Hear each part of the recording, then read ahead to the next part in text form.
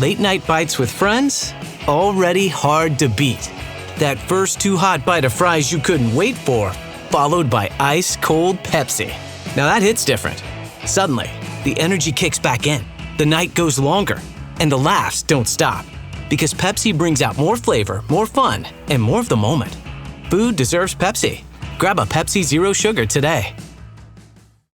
I wrote a little song to remind you, Choice Hotels get you more of the experiences you value. The Cambria Hotel's got it all. A rooftop bar, have a ball. Bring a date, your squad, or even your mom. Book direct at choicehotels.com. Welcome back to the Case 4 with Chris Cox, the pretend procedural, which is set not in the court of last resort, but rather the court of the Disney World Resort. This is the podcast where theme park expert Len Testa and mind reader Chris Cox will regularly debate some of the more trivial aspects of vacationing in Orlando. What makes that experience great or an absolute misery? I am the less than honorable James Robespierre Hill. I will be presiding over today's proceedings, and after hearing Chris and Len's arguments, I will then render my verdict. Now, mind you, all verdicts are final until, of course, they're not, which means that we'd love to have you, the listener, also weigh in with your thoughts on these not-so-weighty matters. Your Honour, Chris Cox here again. Hi. Another quick question. Always like to start with a quick question. Why is it that, well, your bench here in this judicial chambers, very nice judicial chambers, it looks like you just emptied your liquor cabinet. What's going on? Yeah, that is a startling large array of bottles. All right. We're doing a listener mail show today, are we not? Yeah, but I don't understand why that needs what I would say is officially counted as an obscene amount of alcohol displayed. Well, I thought that in honor of today's show, I might pay tribute to the very first post office in America, which, by the way, was founded back in 1639, more importantly, located inside of the Fairbanks Tavern in Boston, Massachusetts. Wait, the very first post office in America was located inside of a bar? Well, truth be told, the building was actually the private home of one Richard Fairbanks. Though that said, Richard was a hospitable sort and was known to serve spirits to those who were passing through the hub, which is why the structure eventually became known as the Fairbanks Tavern. Okay, then, how did this bar become America's very first post office? Well, Boston itself had only been founded some 9 years earlier, in 1630. And to be blunt, all of the messages that were coming over from England via ship had to go somewhere. So they let the mail pile up at this bar? I guess they're hoping that people would eventually stumble in, look to see if anything was addressed to them, and stay a while at the Fairbanks Tavern? Yeah, makes sense. Pick up your mail while knocking back a pint. Pint and post, if you will. The pint and I like post. that. Good name for a pub, that. That it is. I mean, look, it's perhaps not the origin story of the U.S. Postal System that one might expect, but it worked. The United States just celebrated its 250th birthday, and more to the point, I still regularly get mail from the mouse asking if I'd like to send it for a Disney Visa card. Speaking of which, though, Disney and mail, why don't we get to our first message from a Case 4 listener? All right, this one comes from Sarah Spencer, who wrote in to say, I wanted to add a comment about one of your early Case 4 episodes, whether deluxe resorts are worth it. It is all about the toilet paper. Deluxe is cushy. Yes, the point we didn't discuss. Deluxe is cushy loo roll. So Sarah's from the UK. And a happy butt. Value is non-absorbent, practically plastic toilet paper, and a butt that is screaming all the way down Big Thunder, even though the new track is so smooth. I love this insight into Sarah's internal monologue. Ask Chris if he remembers Izal loo roll. You could actually use it as tracing paper. Chris? Yeah, I have memories of that from my primary school, which will be your kind of elementary school, to translate. Yep, definitely was a thing. Sarah says that when she went to her first DVC consult, 6 contracts later, ... I remember squeezing the toilet roll and going into ecstasy. You know what it is? It is the simple things, isn't it, Chris? We did a whole episode on Walt Disney World perks that we got lots of listener mail about, which you sent to len@touringplans.com or hit us up on social media or got posted at forum.touringplans.com. And I'm amazed that actually one of the perks we didn't discuss was good toilet roll. Here's the funny thing. Back when I had first started started doing the unofficial guide and started, writing very detailed reports about the individual resorts, I had mentioned a couple of things about staying in these rooms. One of them was back in the day, Disney used the same thread count sheets at its value, moderate, and deluxe resorts. So if you were at the Grand Floridian, you got the same 180 or 200 thread count sheets that you got at the All-Star resorts. But they did differentiate by toilet paper. And I think I wrote in the book one time that why is it that the value resorts on Disney property have worse toilet paper than the Chick-fil-A down the street on 192. And the next year they changed them. Wow. Okay. Power of the press. Yeah. So once again, thanks for all your listener comments that you've emailed and done at forum.touringplans.com. Chris got in touch about when we talked in the WDW Perks episode, and lots of you picked up on various things here. He picked up on something no one else picked up on, really, which was we were talking about the automatic luggage transfers, and Disney have been trialing once again taking your luggage from resort to the airplane. And they've been doing it at Valley Resorts, not the deluxe resorts. And we weren't quite sure why, but Chris has a theory, and he says he thinks guests who stay at deluxe resorts often have this pattern, which is number one, check for toilet paper. If it's good, stay. If it's not, speak to guest services. So the pattern is day one, arrive. Day 2 till X, spend days in the park. Day X plus 1, depart for the airport. Where guests at Valley Resorts do day 1, arrive as early as possible, first day in park. Day 2 to X, spend additional days in park. Day X plus 1, final day in the park, and the late flight home. Which means deluxe guests might not see any real value in the offering, where value guests would, because they're having a whole day at the park and can go from the park directly to the airport, which is actually a very good point. It is actually, because if you were a value resort guest, your choice is between Disney's value resorts or staying off-site. And the advantage that Disney's giving you here is you don't have to go back to your hotel to grab your luggage and then go to the airport, which gives you more time in the park. So that's another hour and a half in the park, easy. Right? Yeah, each way, right? So hour and a half, maybe probably closer to 2 hours when you think about that transportation. So you're getting 4 extra hours in the parks. And I think Disney's getting 4 extra hours of you spending potential money in the parks? So four more hours of exposure to all of their marketing and upsell offers, yes. So I think that's a win-win, though, because everyone wants to maximize their time in the parks, especially on shorter trips. So I think this is a win for everyone. I think it's a very good theory. The big winner in the forum about the WDW perks we want to come back was, of course, package delivery. ST Louis, could be St. Louis, we're never sure, says, if I could have a Dole Whip every time I passed up on a purchase because I didn't want to carry it, I would have a lifetime's worth of Dole Whip. Too much Dole Whip, if anything. That's St. Louis is clearly thinking about here the all-crystal Cinderella castle that you can buy on Main Street, USA for, what, $248,000? Right. Yeah, true. And then Sir Greg Lady V also said, purchase delivery would definitely increase revenue. I believe people would be much more apt to purchase things in the parks if they didn't have to schlep them everywhere. That's absolutely true. This is true. In the episode, we were talking about Margaret's memory, where she remembers both hotel delivery and same-day park entrance pickup. Right. And Lady Rapunzel dropped us a message to say, as an adult, I have more money to spend on merchandise than I did when I was 18, but I buy less because I don't want to be bothered about carrying it. So I just make a stop at Disney Springs, buy a new shirt, and that's it.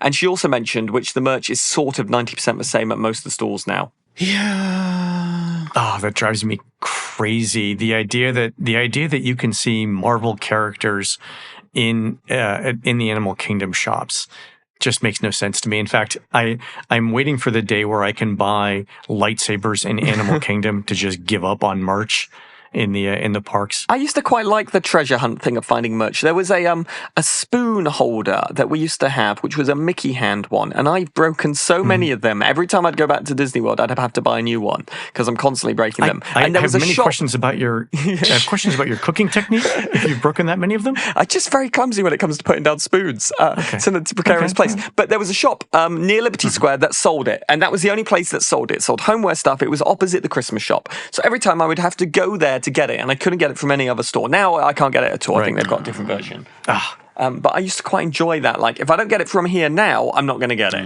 And by the way, Alice is mad hopefully not my daughter, Alice. She mentioned... She's mad because she's broken yet another Mickey spoon holder. There we go. I'll get the dustpan and broom. Alice's mad mentioned that I have actually purchased fewer items because they no longer deliver to the hotel. So now, when they're in the parks, they wait till the end of the night of the trip and effectively buy less. It's a good point. Orlando Girl 357 and Charlene, Texas, by the way, that should be the name of a town if it's not, said Disney should adopt the universal model, which is sending purchases to the front of the park, not to the hotel. So it's cheaper for everyone, it's simpler, and guests solve the, quote, last mile problem themselves. Why doesn't Disney do this?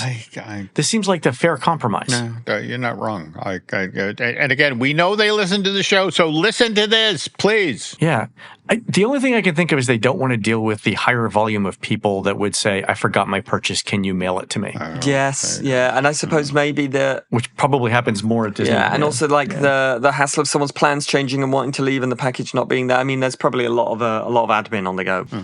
Right, that's true. Maybe it's just more trouble than it's worth. A couple of other perks that people picked up on they wanted to bring back. Magical Express, Ginger Snaps, 543222. The 543,222 of all the Ginger Snaps. She talks about the Magical Express and says it was one of those things that made Disney truly special because when I was traveling with very small children that need a lot of attention and needed to be carried or pushed in a stroller, it was a lifesaver. The idea of you get to MCO and you don't have to think about it, that is a really positive thing for her. True. Oh, I remember having, and Chris, you've had experiences where you've had to do what, 2 car seats, right, with your kids? Yes, yeah. 2 car seats, 6 suitcases. I had to do 1, and I was like, never again. Yeah.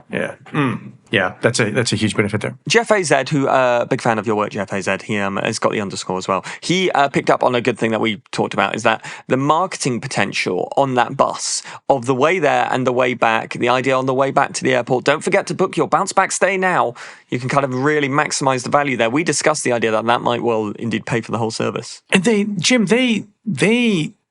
prototyped, or they came up with ideas for how to do this marketing, both on the inbound and the outbound trip, right? They just never implemented them? Well, the weird part of it is that film, the thing you saw on the bus coming and going was, I want to say, more elaborately scripted than, the resort TV, the stuff that that's it exactly. And in fact, Tim Goodwin, who for years played Emil Bleehole over at the Adventurers Club, he was Gus the bus driver on it, and just again they deliberately picked this very likable performer to be the human face on the bus, in addition to, evidently, just deciding which of the walk-around characters made the trip. It's the effect of, okay, we got many. Does Scrooge make the trip? Is he too crabby? What about the nephews?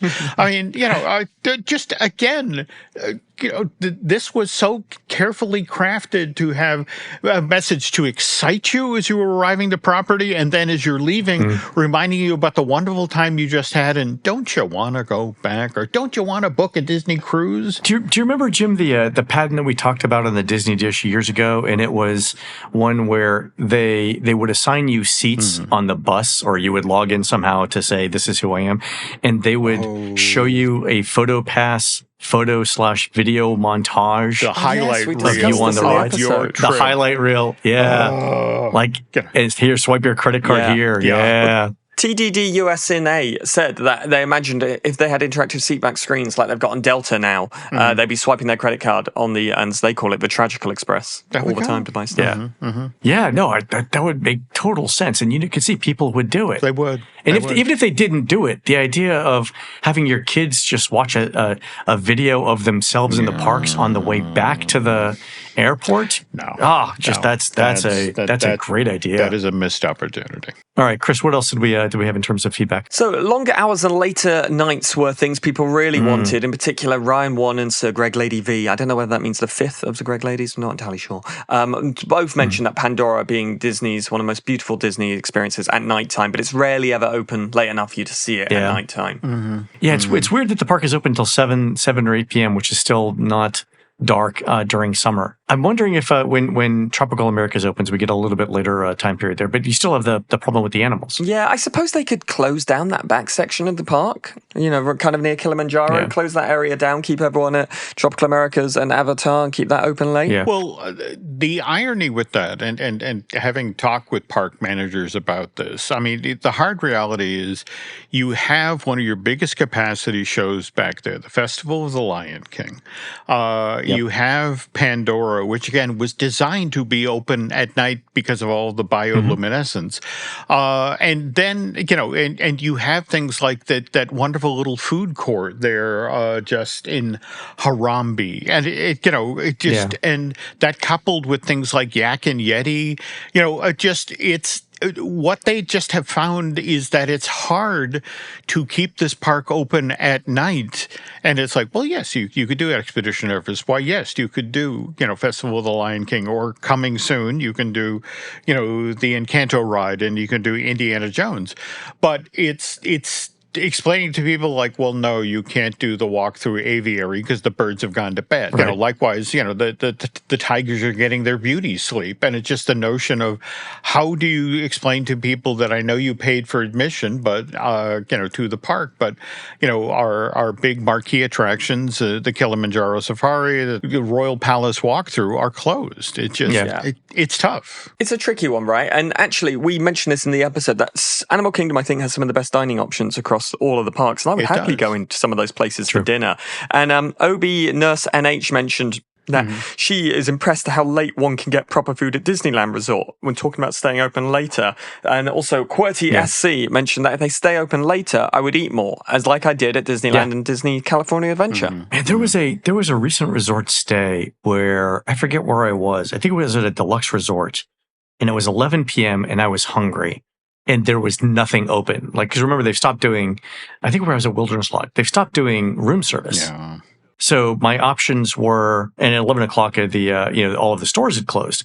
So my options at 11 p.m. were going to a park that was open, going to Target, or having something DoorDashed into the resort. And I just think, for a deluxe resort, that can't be the only option. Yeah, I know. It just, when you talk with people on the food service side of that, they come back at you. It's like, well, but here's the thing. We are encouraging people to do rope drop, in the morning. And, the notion is we're finding we're getting more food demand at the other end, that there are people up in the resort at 6 that I want to eat now because I need to be at the park by 8. Well, that's the other thing too. But I was just at Pop Century, and everything Pop opens, I think, at 7 a.m. 7 a.m. is the time I should be on the bus. I need something open at 6. It's interesting you say that, actually, because one of the things we didn't talk about in the episode but got picked up on the forums was Jeff AZ once again started this saying he remembers the pre-park opening breakfast used to be a thing where you could go and have a character breakfast and be at the front of the rope drop pack. QWERTY SC mentioned about that as well. And MCD 2745 talked about going for breakfast, and the cast member, in fact, actually, I'm going to save that story for later. Keep listening. Yeah, so if the park opened at 9 a.m., this was on days where there wasn't extra magic hour mornings every day at every park, but in the pre-pandemic times, if the Magic Kingdom opened at 9, I think you could get your first Cinderella's Royal Table reservation at 8 a.m., which means if you could eat and be done in 50 or 55 minutes, you're already back in the park by Fantasyland ahead of everyone else when the park opens. And that was an amazing tip. Yeah. And you've got that amazing thing to walk to there down an almost empty Main Street. Also true. Also true. Fantastic for photos and everything. Great experience. I mean, you think if Disney is really having a hard time filling table service restaurants, they would bring something like this back. Not a bad idea. Yeah. The perfect lunch combo. That first bite of your favorite sub, followed by ice-cold Pepsi. Add a couple of friends, and now that's next level. Suddenly, the laughs get louder, the stories keep flowing, and the food tastes better. Because Pepsi brings out more flavor, more fun, and more of the moment. Food deserves Pepsi. Grab a Pepsi Zero Sugar today.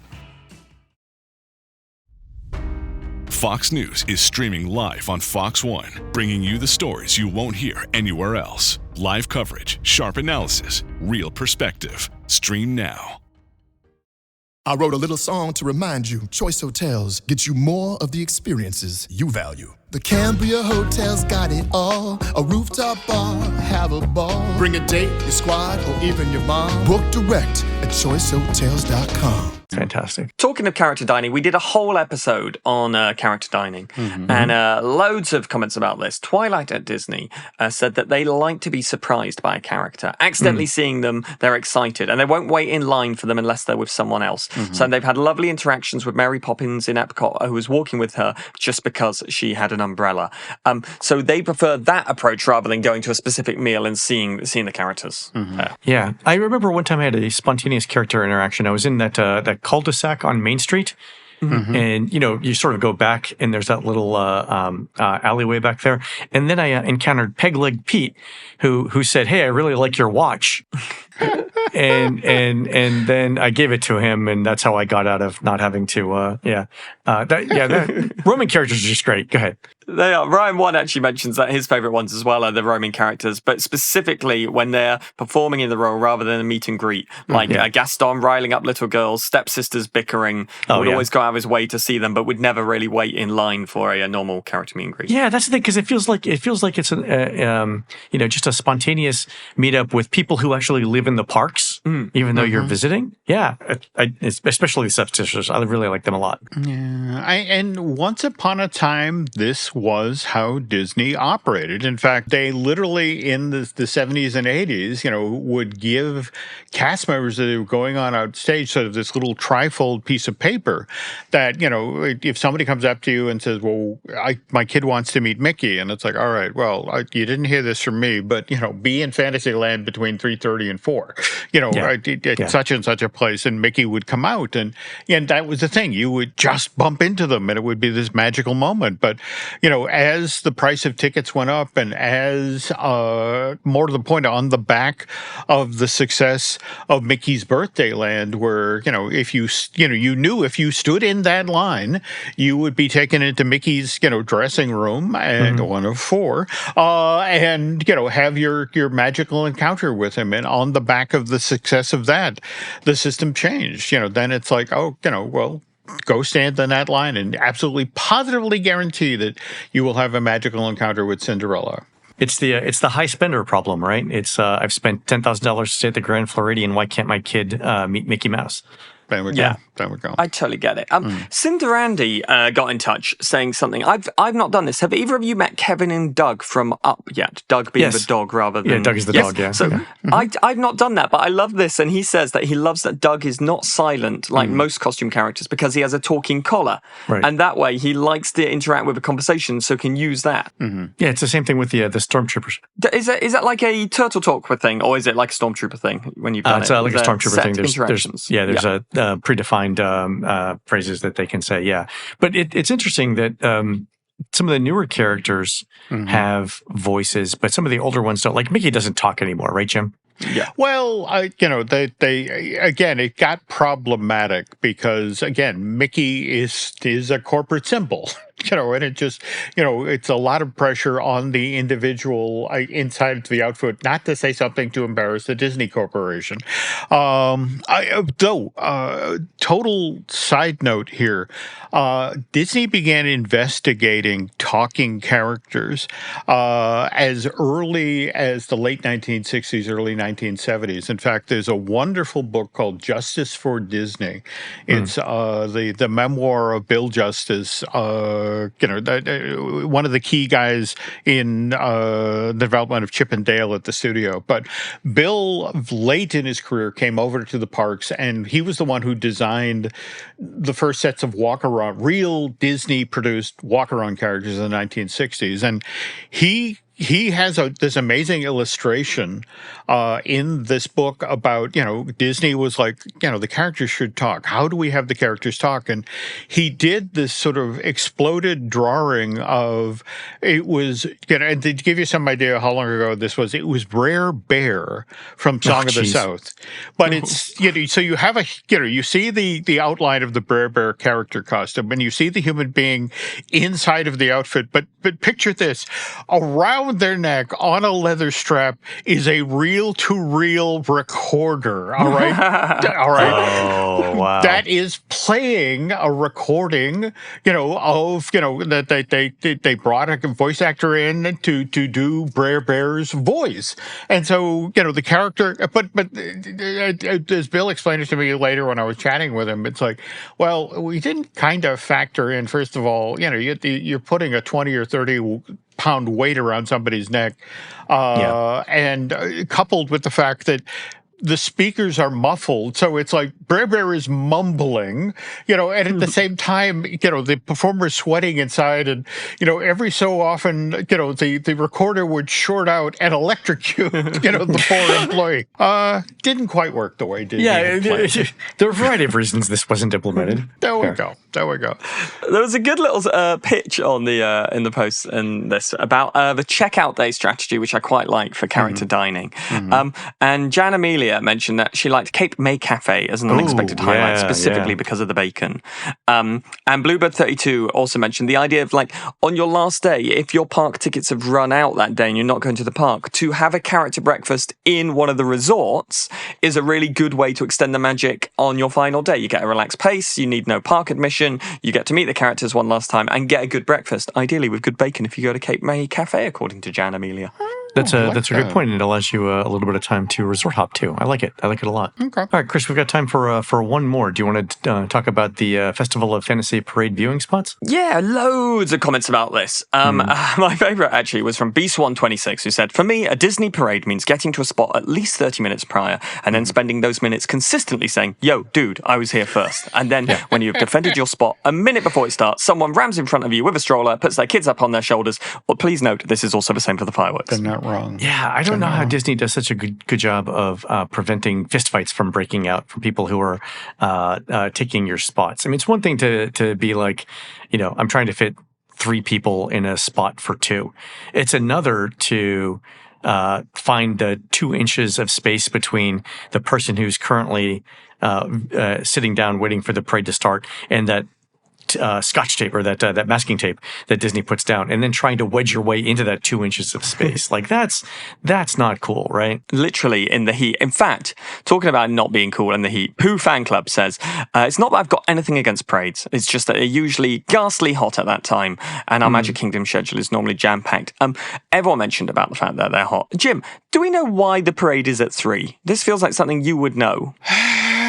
From an operational point of view, as it was explained to me, especially in the modern Disney theme park world, what is it? The 3 o'clock in the afternoon is, operationally, and I want to say this is, if we're talking, for example, for the Magic Kingdom, they come from the back of the park. From Frontierland, and effectively sort of plow the road going to down to Main Street USA, and it just, this is when it works. Guests are largely scattered deep in the park at that point. They will wander back to the centermost points to watch the parade, and then return to the parts of the parks they haven't been to previously. Makes sense. It keeps people.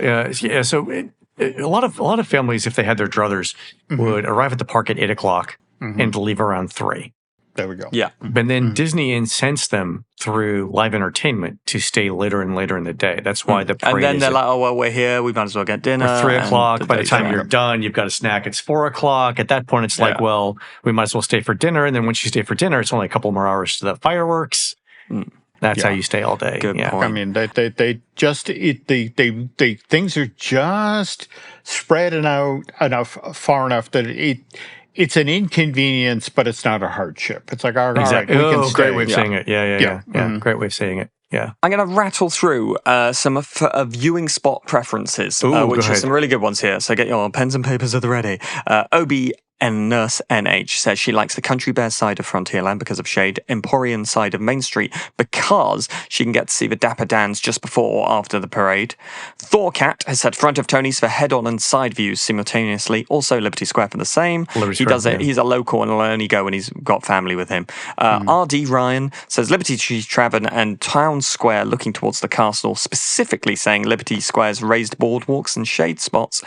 IT Rich _Scott _723423 says I watched it from the train and found it very enjoyable with far fewer people. That is probably the most underrated tip in the whole thing. I've got a picture of Laurel and I seeing the Christmas parade. From that train station. It's one of my favorite photos. And it's the thing is, I think people start camping out for that like at 10 a.m. for 3 p.m. parade. It's really hard to get that spot, but it is fantastic. I got to disagree on Town Square though, and I think we mentioned this on the original show. The smell of the garlic shrimp scampi is so off-putting to me that I can't stand there in the heat and smell that. Yeah, no. Town Square with peg on nose? Yeah, that's it. Yeah, I'd be a character by myself. Yeah. Okay. Yeah. Okay. And before we wrap up, we had an email from Michael McDonald. Do you remember we asked whether anyone had actually been selected to be an honorary Grand Marshal? Right. Yeah. Oh, and right. I teased this earlier in the episode. Michael McDonald was one of them. This was about 15 years ago, and he was having an early pre-park opening breakfast at Crystal Palace. Okay. So this is the thing we were talking about earlier. And he said an older cast member in a Hawaiian shirt and straw hat was walking around chatting to families, came to our table and said, I've something I'd like to offer you. And we made the sort of face that made him go, don't worry, I'm not trying to sell you something. And he said, would you like to be Grand Marshals for the afternoon? And our 11-year-old son instantly went, no, thank you. And quickly, my wife and I went, no, ignore him. Yes, please. So we met him at a special place near Splash Mountain, RIP, where the parade begins, about an hour before it. And he said they were sent backstage, given classic Mickey ears with Grand Marshal embroidered onto them, certificates, and there was a photopass photographer there taking a load of pictures, and they followed us the whole way as walking alongside the car we were sat in, taking pictures all along the route. But this is a lovely point. What made it extra special for them was that his parents were surprising their kids by coming to meet them, and they had just arrived after 24 hours on Amtrak because his mother can't fly due to vertigo. So the kids have got no idea that the grandmothers and grandparents are going to be there. They got to Magic Kingdom and called them, but they couldn't meet them because they were about to get in the car and be Grand Marshals. So the cast member who chose them said, here's what we can do.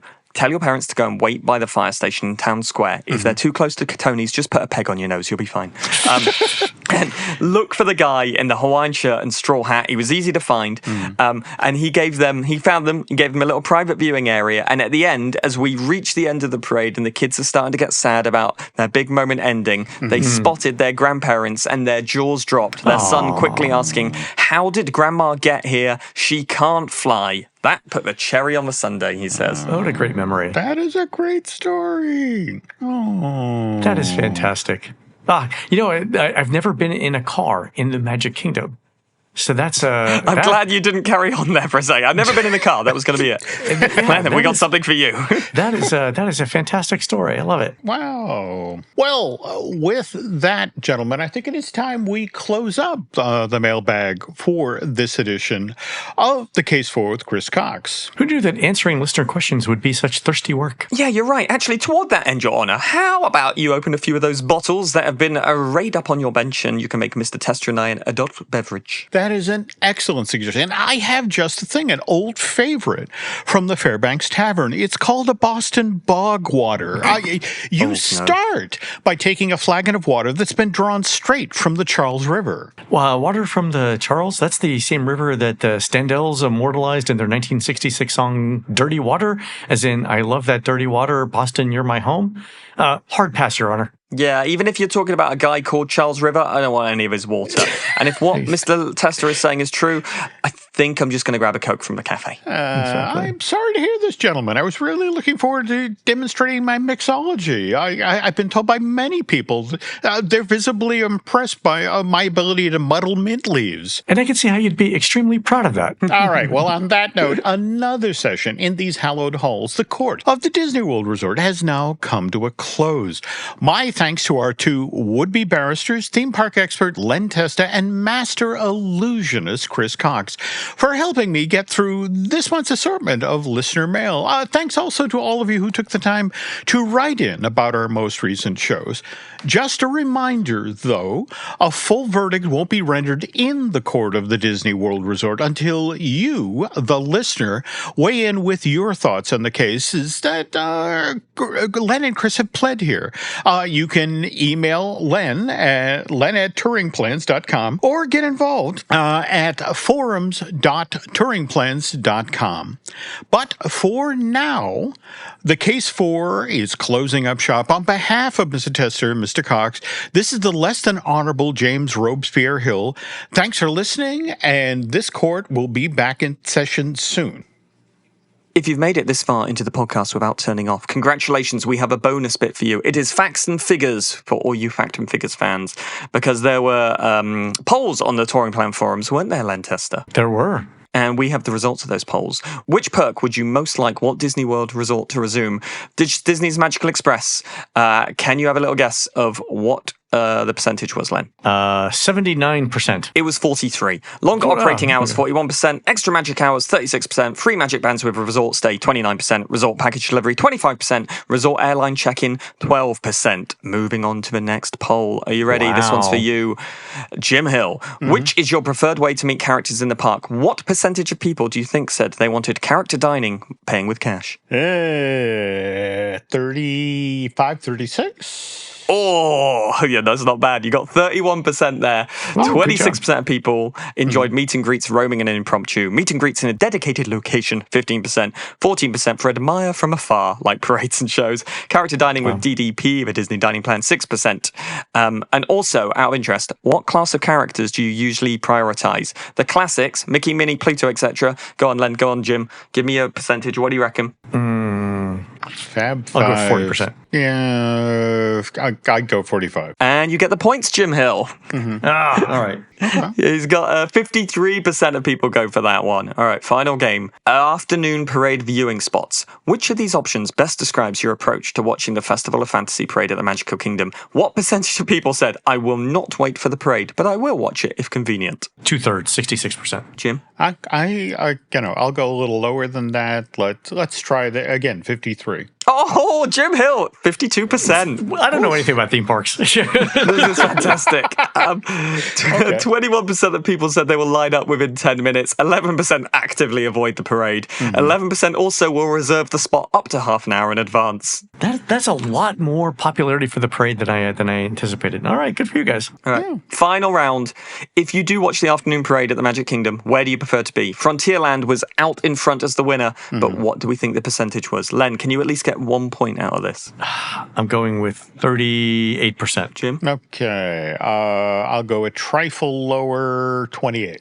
61%. Len finally redeems himself, but not brilliantly. Barely. Wow. 61% for Frontierland, 19% for Main Street, 7% for the Hub, 4% for Town Square, only 2% for Liberty Square and the Bridge, and 7% for Other. Well, like we fantastic. said during that actual show, I'm going to be fascinated to see what happens when Piston Peak opens. How it's so far, yeah. How that impacts parade viewing. We don't know the configuration yet for what that's going to do to the other side of Frontierland. Just going to be interesting, 2 and 3 years from now when the doors kick open and see what that does to the daily 3 o'clock parade. Fantastic. Time will tell. Well done if you made it this far. Congratulations, Jim. Well, congratulations you for listening. Congratulations, Jim. You won this round. Len, better luck next time. I'll do better. That's it for now, folks. Thanks for listening.